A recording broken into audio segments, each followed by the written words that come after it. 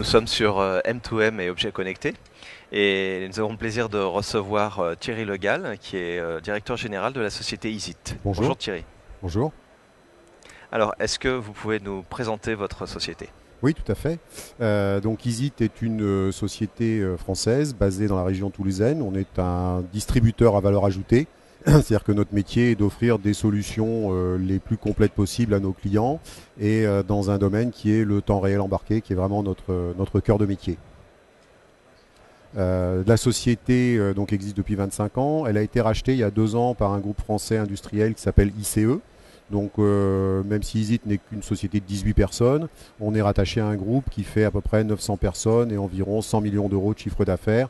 Donc déjà une taille raisonnable et qui nous permet de ce fait-là d'envisager la croissance de l'entreprise avec un soutien de la part du groupe en développant également des synergies entre les différentes entités du groupe ICE. C'est ça, vous êtes sur la région toulousaine. On est sur la région toulousaine, on est installé à quelques minutes d'Airbus, à quelques minutes de l'aéroport international de Blagnac. Très bien. Alors, est-ce que vous pouvez nous présenter votre cœur de métier, Thierry? Alors, notre cœur de métier, c'est vraiment le temps réel embarqué. D'ailleurs, notre slogan que l'on a adopté l'an dernier, c'est au cœur du temps réel. Alors, avec des activités connexes. Donc, on a une première entité, on est organisé en business unit, 4 au total. L'une qui est plutôt consacrée de temps réel embarqué, c'est-à-dire là, c'est vraiment les outils de développement, les middleware qui vont servir au développement, à la mise au point d'un système embarqué. Une activité AQL, donc assurance qualité logicielle, qui a pour objectif de fournir les outils, les moyens, les solutions pour la mise au point de code, s'assurer de la sécurité, le respect des normes, tout ce qui est test unitaire, test de couverture, traçabilité des exigences. Une troisième activité, réseau industriel et automatisme, où là on va être plutôt sur tout ce qui est protocole industriel, donc CAN, CAN Open, Ethernet, Ethercat, Profibus, etc., qui sont donc des moyens de communication, de systèmes, souvent quand même avec également des contraintes de temps réel. Absolument. Et puis une quatrième entité, production et test, qui là s'adresse aux clients qui ont des développements hardware à réaliser ou à mettre en production. Très bien. Alors je crois qu'aussi vous avez une approche transverse qui est Oui, très en ce moment dans le thème de ce genre de salon. tout à fait.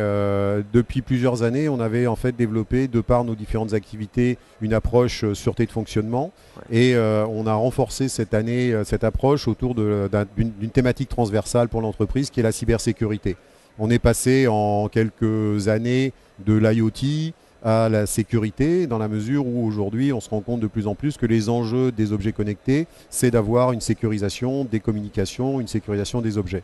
Donc là on a développé une stratégie transverse parce que pour nous la cybersécurité, c'est pas simplement sécuriser un device, ou un objet, pour parler français, c'est sécuriser la globalité du système. Donc ça veut dire qu'il y a effectivement des middleware qui vont permettre de rajouter dans un produit des firewalls, des secure boot, des choses comme ça, mais il faut aussi que le code qui fait tourner le produit soit lui-même sans faille. Donc c'est là que rentre en jeu notre assurance qualité logicielle. Les systèmes connectés sont souvent des systèmes industriels qui sont à base de bus. Donc là encore, on a besoin d'avoir une sécurisation de ces protocoles et souvent un mélange de systèmes récents, conçus avec des contraintes de sécurité, mais aussi des systèmes anciens qui, eux, n'ont pas été conçus à cette époque-là. Donc on est à même de mettre des passerelles sécurisées qui vont permettre de sécuriser la connexion. Et puis dernier élément de sécurisation, c'est que lorsque vous avez fait un produit, il est parfaitement conçu, le code est de très bonne qualité, il est sécurisé.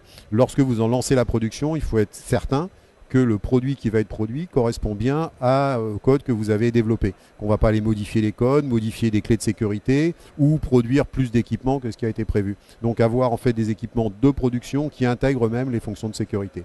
Donc c'est ce qui est intéressant dans cette approche cyber, c'est de pouvoir avoir quelque chose qui est vraiment transverse et nous permettre d'offrir à nos clients des solutions modulaires mais très complètes adressant les différents éléments. Effectivement, et c'est une approche à la fois moderne et Voilà. holistique. Oui. Et alors je crois que vous avez une actualité aussi dans ce domaine-là. Absolument, nous avons lancé un séminaire qui est organisé à Rennes le Très 6 bien. avril, donc dans 6 quelques avril. semaines, Très bien. et dont le thème est cybersécurité des objets connectés. Merci Thierry. Je crois que vous avez aussi dans ce domaine, dans cette offre de cybersécurité, comment dire, des produits à mettre en relief peut-être sur votre stand? Oui, tout à fait. On a notamment un produit d'une société qui s'appelle Icon Labs, qui est une société américaine avec laquelle on a signé un contrat il y a quelques mois.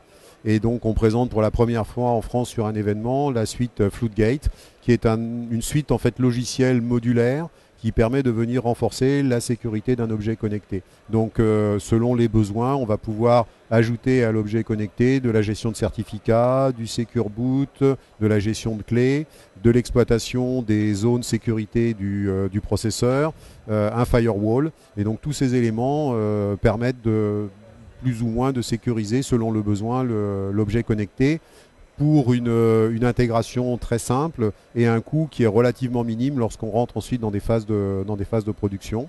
Et donc c'est un produit qui est visible sur notre stand, on est en F30. Très bien, alors on invite tous les visiteurs à venir voir cette Absolument, démo ce sur sera votre avec stand. grand plaisir. Merci Thierry Le Gall pour toutes ces nouvelles. Merci. Et je vous dis à très bientôt sur Electronic Mag. À bientôt.